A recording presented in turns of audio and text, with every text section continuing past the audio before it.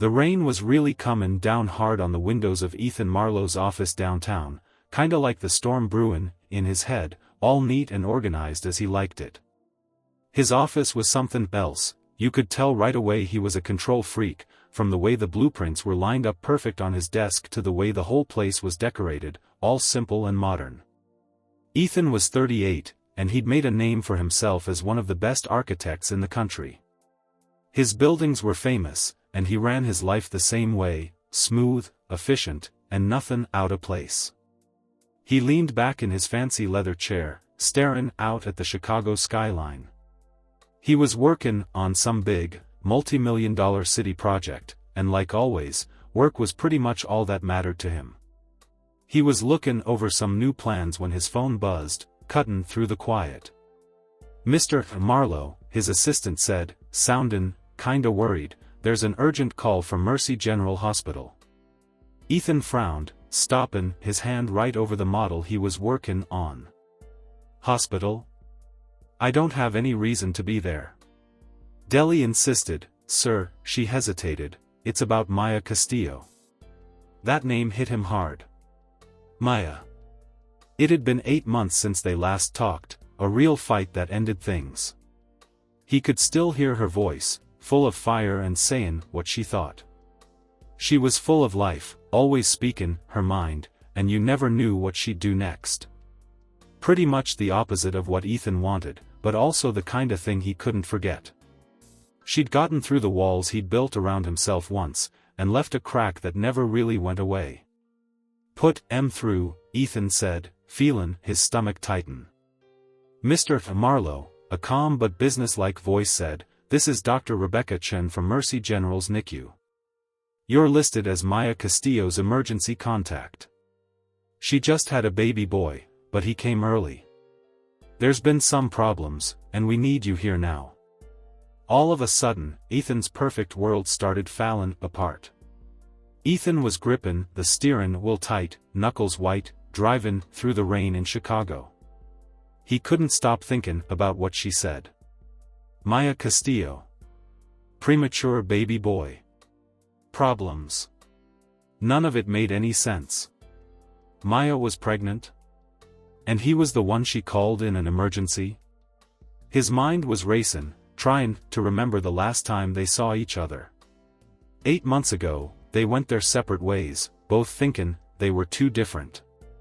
Maya wanted more from him, more feeling, more showing who he really was, but Ethan just wanted to keep his life neat and tidy. The city outside was a blur as he thought things through. Why didn't she tell him? Did she try to? He felt sick thinking about messages he didn't read or calls he didn't answer. Then, he saw Mercy General Hospital, its sign shining through the storm. Ethan pulled into the parking lot, his heart pounding in his chest. As soon as he walked in, he smelled that hospital smell, real sharp and clean, and not very inviting. How does that sound? "I'm ready." It was nothing like the comfy leather and coffee smell of his office. All he could smell was that hospital disinfectant. The steady hiss of the machines that were breathing for people and the beep beep beep of the monitors filled the place, making him realize how fragile everyone in there was. A nurse pointed him to the 6th floor. That elevator ride felt like it took forever, and with every ding, he felt more uneasy. When the doors finally opened, the cold blue light of the baby ICU, the NICU, hit him, and there were all these strange sounds going on. Beepin', machines hissin', and folks whisperin' worried. "Mr. Marlowe?" Dr. Rebecca Chen met him at the door, trying to look calm but serious. "Thanks for comin'. Maya's in bad shape because of something called preeclampsia. She's not awake right now. Your son, Oliver, was born at 31 weeks. He's doing okay, but he's real delicate." "My son?" Ethan's voice cracked a little, it sounded so strange to say. "This way," Dr. Chen said, leading him into the NICU. Ethan followed her through the maze of machines and tiny babies in those clear boxes. All those beeps sounded like some language he couldn't understand. "This is your son," Dr. Chen said quietly, stoppin' in front of a box in the corner. Ethan froze. Inside was a little person surrounded by wires and tubes. Oliver's skin was almost see-through, and his chest was going up and down with the help of a machine. He weighed just over 3 pounds, Dr. Chen went on. He's stable for now, but he needs surgery to fix a problem with his heart. We need your okay to do it. Ethan just stared at the baby, his baby, trying to get his head around it all. He designed big build-ins, bridges, whole parts of the city, but none of that prepared him for how vulnerable this little life was.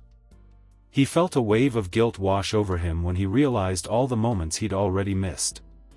"Can I touch him?" he asked, barely able to speak. "Dar." Chen nodded. "Use the hole in the side of the box. Be careful." Ethan reached through the plastic, his hands shaken, and his finger touched Oliver's tiny hand. He couldn't believe it, but the baby's fingers wrapped around his.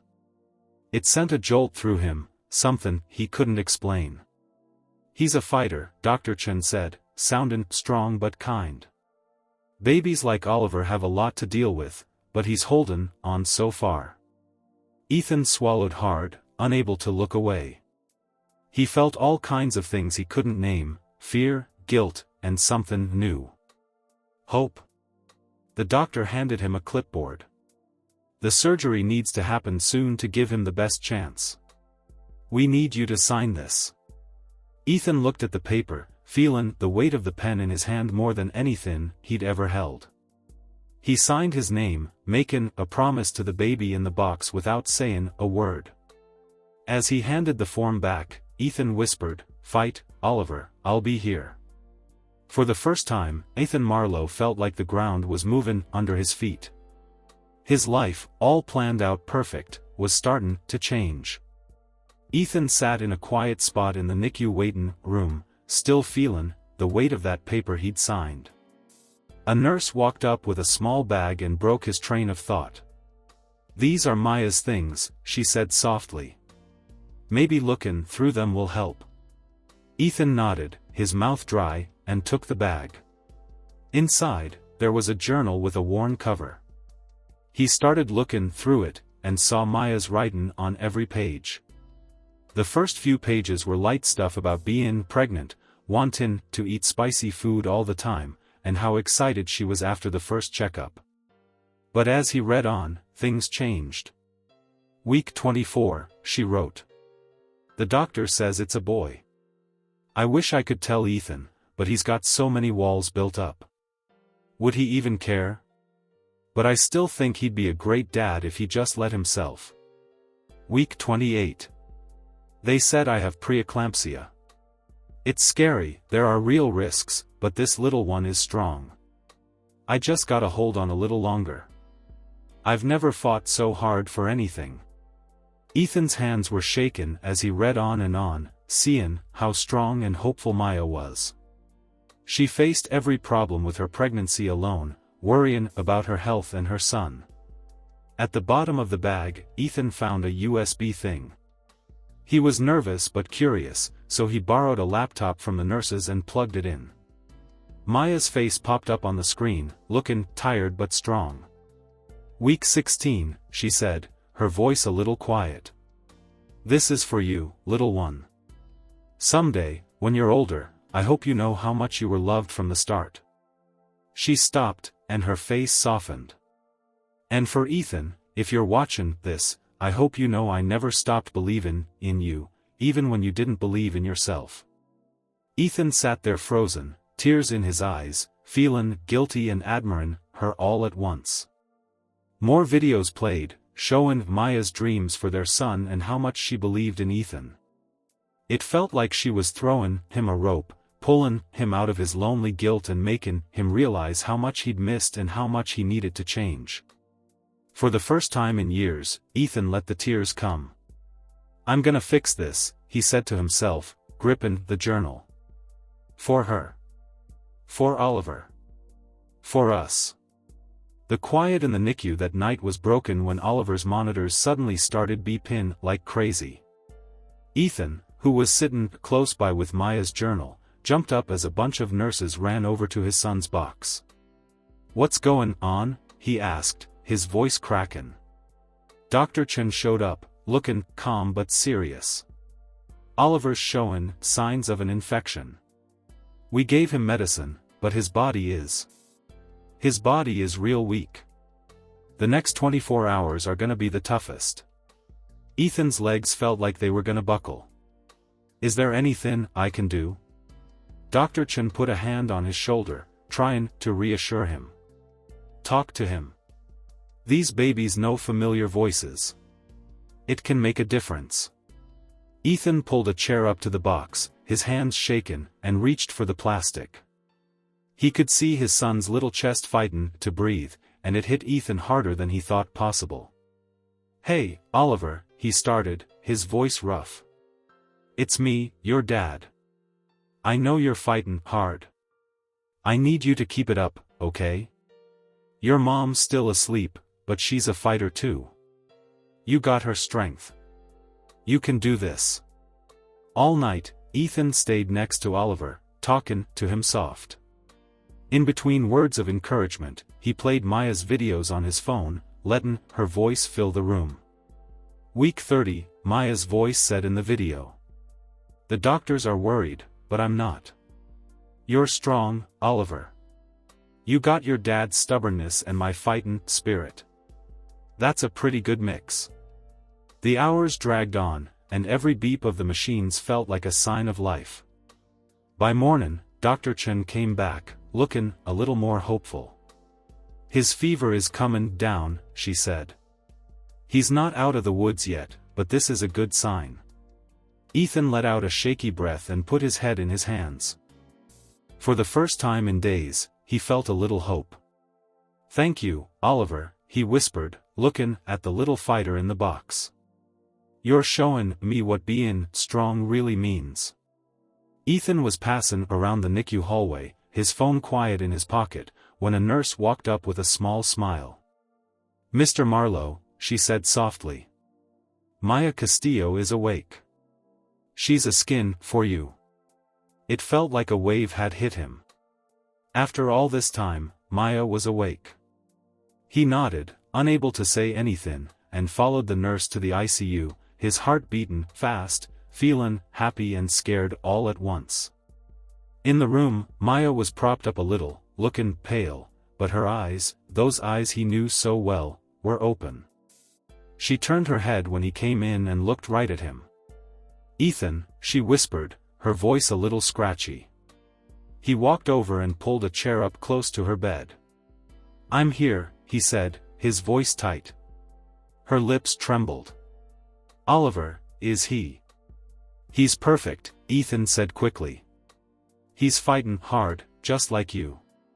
The doctors say he's getting stronger every day." Tears came to Maya's eyes as she leaned back against the pillow. "You stayed?" "I'm not going anywhere," he said, his voice strong. "Not now, not ever again." Maya looked at him, trying to see if he was telling the truth. "You know," she finally said. Ethan nodded. "The journal, the videos. I've been watching them with Oliver. He already knows your voice." She was crying now, but she looked grateful. "I was so scared you'd never know, that you wouldn't care." "I care," he said, holding her hand tight. "I care more than I ever thought possible. These last few weeks have taught me what it means to really love someone, to be the kind of person you both deserve." Maya squeezed his hand, crying a little but smiling. "Tell me about him," she whispered. "Tell me everything I missed." And Ethan did, telling her about everything he could think of: Oliver's first time grabbing his finger, how much weight he was gaining, and how hard he was fighting to live. As he talked, he realized this was the start of something new, something that could fix all the bad stuff that happened before. The day was nice and clear, a bright fall morning in Chicago, when Ethan carefully strapped Oliver's car seat in the back of his SUV. Maya sat next to their son, making sure the blanket was tucked in around him. After 93 days in the hospital, they were finally taking Oliver home. "Drive slower than usual," Maya said quietly, sounding tired but strong. Ethan looked at her in the rearview mirror and smiled a little. "Slower? I'm practically crawling." The hospital had given them all kinds of advice, from how to feed him to what to do in an emergency, but nothing could really get them ready for this. For Maya, it was the end of months of giving everything she had. For Ethan, it was the first chapter in a life he was just starting to understand. When they got to the penthouse, Ethan carried Oliver inside while Maya used a cane to help her walk. Inside, the place was different. Family photos were up on the walls, and there were soft rugs and blankets to make it feel warm. In the baby's room, the stars that were painted on the ceiling sparkled in the sunlight coming through the windows. "This is your room, Oliver," Maya whispered as Ethan gently put him in the crib. Ethan stood next to her, putting his arm around her. "Welcome home, buddy," he said softly. They stayed there for a while, looking at their son sleeping under the stars.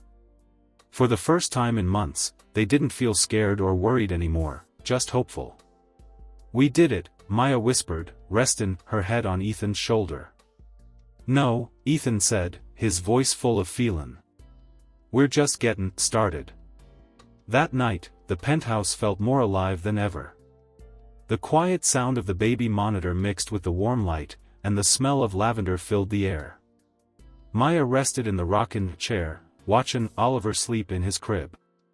Ethan sat close by, his laptop open, but he wasn't working. He was looking at pictures from the hospital, Oliver's first day, his first bottle, and the first time Maya held him. Every picture made him remember what they'd gone through to get here. "You're being real quiet," Maya said, sounding curious. Ethan looked up, thinking hard. "I've just been thinking. For years, I thought doing good meant having fancy plans, winning awards, and having big bank accounts. But sitting here, watching him sleep, I finally get it." Maya looked at him, waiting for him to go on. "It's not about the buildings I've made out there," Ethan said, pointing to the city. "It's about what we're building in here."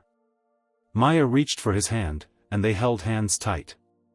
"It's never too late to start over, Ethan, to build something real." He nodded, his voice strong but full of feeling. "No more running. No more hiding behind work. I want to be here, with you, with him, for everything that happens, the good, the bad, and the in-between." As they sat there, Oliver started to cry a little. Without even thinking, Maya went to the rocking chair and Ethan went to warm up a bottle. They knew what to do now, working together without saying anything. With Oliver in her arms and Ethan sitting next to her, they found their rhythm, not just as two people, but as a family. The stars above them sparkled a little, reflecting the lights of the city, as the Marlowes started their new life together, a life that wasn't perfect, and wasn't always easy, but was real and beautiful. This wasn't the end of their story. It was just the beginning.